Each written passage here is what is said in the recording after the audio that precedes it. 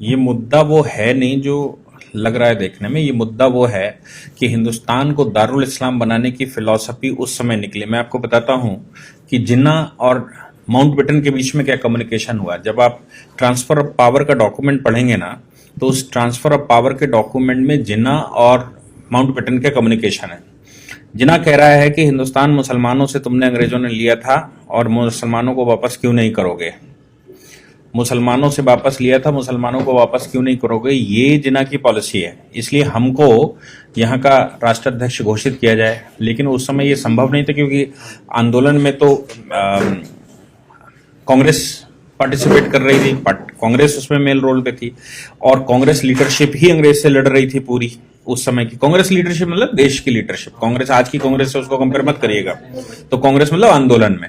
तो अब जिन्ना को कैसे सत्ता ट्रांसफर हो जाएगी, वो कांग्रेस भारी है। तो जिन्ना ने एक प्रस्ताव दिया कि हमको एक छोटी सी जगह हिंदुस्तान के अंदर दे दो जहां से मैं दारुल इस्लाम बना लूंगा।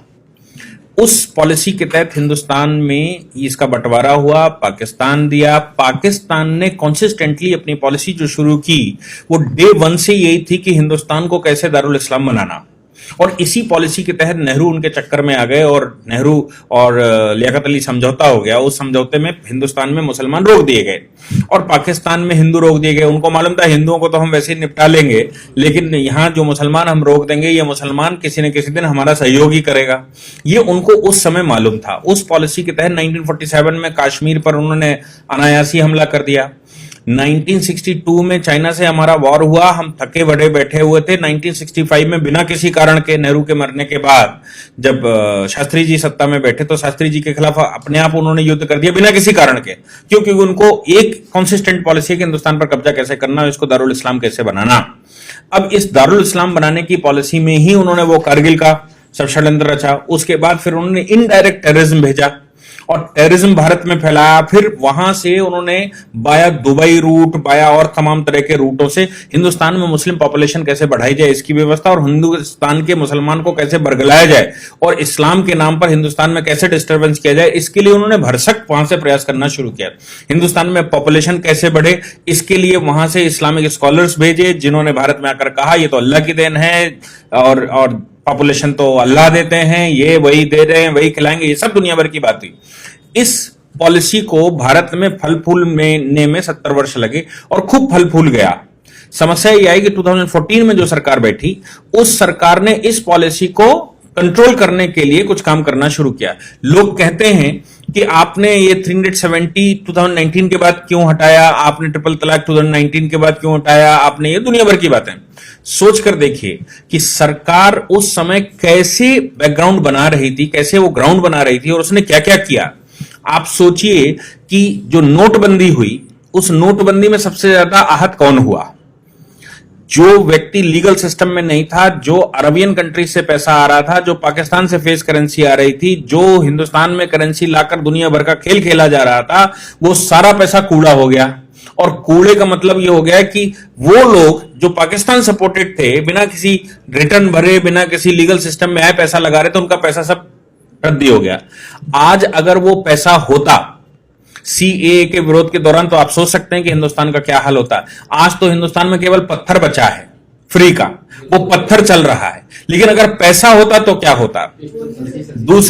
दूसरी उनकी बात जो वो करना चाहते कि हिंदुस्तान में पॉपुलेशन बढ़ाएंगे, दारुल इस्लाम बनाएंगे, गजबाए हिंद लाएंगे, ये सारी बातें जो उनके दिमाग में थी, उन सब पर 2014 के बाद रोक एक एक करके लगनी शुरू हो गई। क्योंकि उन्होंने कहा सब लीगल सिस्टम में आएंगे, नोट भी लीगल सिस्टम में आएगा, व्यापार भी जीएसटी लीगल सिस्टम में आएगा, भारतवर्ष से इंपोर्ट और भारतवर्ष में आने वाला पैसा, आपको याद है 20,000 एनजीओ एक साथ बंद की गई थी।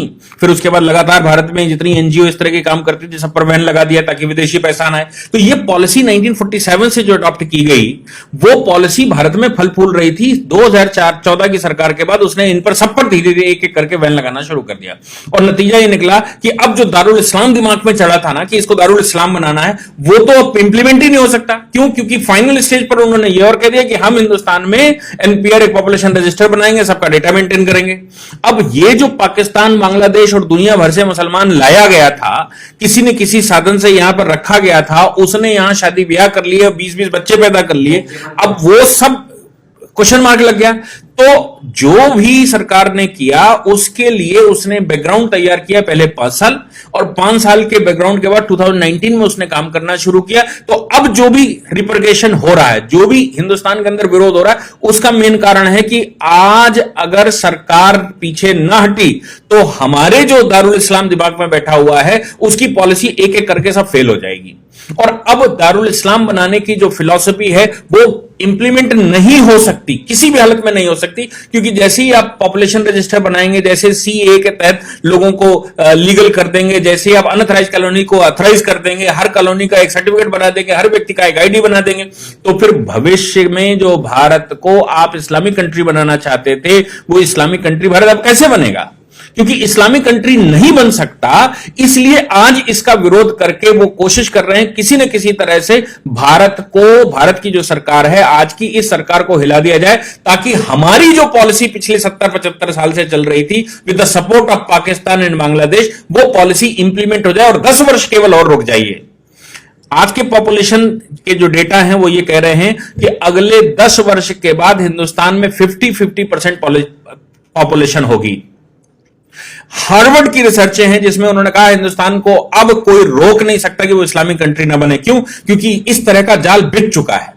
और जिस समय इस्लामिक कंट्री भारत में 50% से ऊपर आबादी मुसलमान हुई, उस समय सारे देश, जो 56 देश मुसलमानों के, जो वहां पर हुआ वही हाल यहां पर भी हो सकता है। इसलिए आज की सरकार अगर उस पर सब पर कंट्रोल लगा रही है, जैसे वो कह रहे हैं कि हम पॉपुलेशन रजिस्टर बनाएंगे, वो कह रहे हैं पॉपुलेशन पर हम बैन लगाएंगे, वो कहते हैं यूनिफॉर्म सिविल कोड लाएंगे, उन्होंने कंटक काटने शुरू कर दिए। 370 एक सेफ मोड था भारतवर्ष में टेररिज्म फैलाने का, 370 हटा दी। भारत में ट्रिपल तलाक के माध्यम से, और भारत में जो निकाह है वो हिंदुओं को निकाह करके लफ्जियात करके हिंदुओं को लाओ, फिर तलाक दे दो और उनको छोड़ दो, फिर दूसरे जो जिनकी शादियां नहीं होती उनसे शादियां करवा दो, उनसे बच्चे पैदा करो, बाद में महिला मरी जाएगी, बच्चे इस्लामिक हो जाएंगे।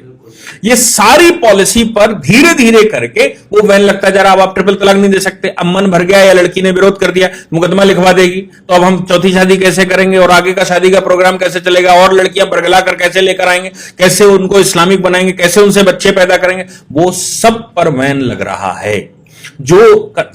जो प्रॉपर्टियां हाईवेज पर खरीद कर रखी हैं, जो प्रॉपर्टियां दुनिया भर की खरीद कर रखी हैं, उन प्रॉपर्टियों में भविष्य में लिस्टिंग हो रही है, क्योंकि सब आधार से जुड़ जाएगा। तो आपको यह बताना पड़ेगा आप प्रॉपर्टी कहां से लाए, आप तो पंचर की दुकान खोले हुए थे, आपके पास ये 5 बीघे का हाईवे के किनारे कैसे आ गया?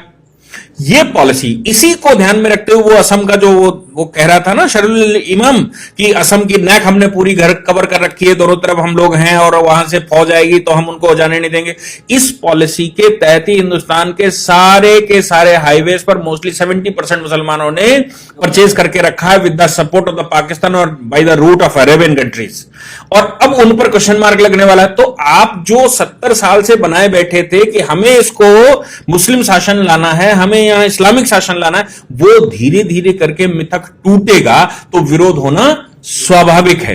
इसलिए आज की सरकार का विरोध इस बात का नहीं, क्योंकि सीएए में तो कुछ ऐसा है ही नहीं ना जो विरोध करने लायक हो। विरोध सिर्फ इस बात का है कि आप जो करने वाले हैं, भविष्य में जो कर सकते हैं, उसका जो आपने प्लेटफॉर्म बनाकर रखा है, उस प्लेटफॉर्म को ही हम चरमरा देंगे। और जिस दिन वो प्लेटफॉर्म गिर जाएगा उस दिन हिंदुस्तान को दारुल इस्लाम बनाने से कोई रोक नहीं पाएगा। बाकी पॉपुलेशन थोड़ी सी बचेगी, जैसे पाकिस्तान में 23% बचे थे, कहीं 27% बचे थे, बाकी वो सब खत्म हो गए ना धीरे धीरे करके। हिंदुस्तान में भी 50% से ऊपर पॉपुलेशन होगी तो धीरे धीरे वो मार देंगे। जैसे कश्मीर में उन्होंने 1989 में किया था कि कश्मीरी पंडितों को पहले समझ नहीं आया, लेकिन जिस समय उनकी पॉपुलेशन बढ़ गई उसने मारपीट के बराबर कर दिया और कश्मीर घाटी खाली करवा दी। हिंदुस्तान भी ऐसी ही पॉलिसी के तहत करने की तैयारी है। बंगाल आप आज का देख लीजिए, बंगाल में प्लेटफॉर्म पर लोग बैठे हुए हैं, ट्रेनें नहीं चलने दे रहे। असम की हालत कुछ जगहों की देख लीजिए, जम्मू कश्मीर हम पहले से देख चुके हैं, केरला की हालत देख लीजिए, दिल्ली की हालत देख लीजिए कि दिल्ली में कोई काम नहीं होने दे रहे, पुलिस की गाड़ियां नहीं निकलने दे रहे, सामान्य आदमी का जन सैलाब नहीं निकलने दे रहे, असामान्य गतिविधियां नहीं होने दे रहे। ये पॉलिसी के तहत हो रहा था। इसको बस इतना हो गया कि सरकार देर से आई, लेकिन सरकार ने पहले बेस बनाकर इस तिलिस्म को तोड़ना शुरू किया। अब तोड़ना शुरू किया तो आगे भविष्य का भारत कैसा होगा यह दिख रहा है। और अगर भविष्य का भारत आज न बना इस सरकार के द्वारा तो हिंदुस्तान समाप्त हो चुका है। जिन्ना की पॉलिसी जिसके तहत उसने पाकिस्तान लिया था और जो उसने कहा था कि एक छोटे से कुनबे को कोने को लेकर हम हिंदुस्तान को पाकिस्तान बना लेंगे, हिंदुस्तान पर शासन ले आएंगे, वो हो चरितार्थ होता दिखाई दे रहा है। अगर आज सरकार को सपोर्ट ना हुआ और आज सरकार ने काम किया, आज अगर रिटेलिएशन ना हुआ, चाहे उसके लिए सरकार को गोलियां चलानी पड़े, चाहे सरकार को कोई एक्टिविटी करनी पड़े, कोई स्टेज आनी पड़े, सीरिया में जैसे आज हो रहा है, करना पड़ा ना, बाद में बम फोड़ने पड़ते हैं ना, बाद में मिसाइलें चलानी पड़ती है ना, तो क्यों नहीं आज चलाते? आज चलाकर आप वो सिचुएशन रोक सकते हैं और आपके पास कोई और दूसरा रास्ता बचेगा नहीं, और अभी नहीं बचा है।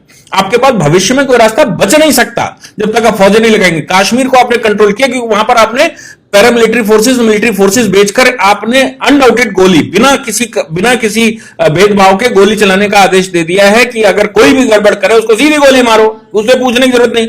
वो अगर आपने आज हिंदुस्तान में ना किया तो हिंदुस्तान 2040 में समाप्त हो चुका है। वर्ल्ड के किसी भी फोरम की रिपोर्ट उठाकर देख लीजिए, सब यही कह रही है।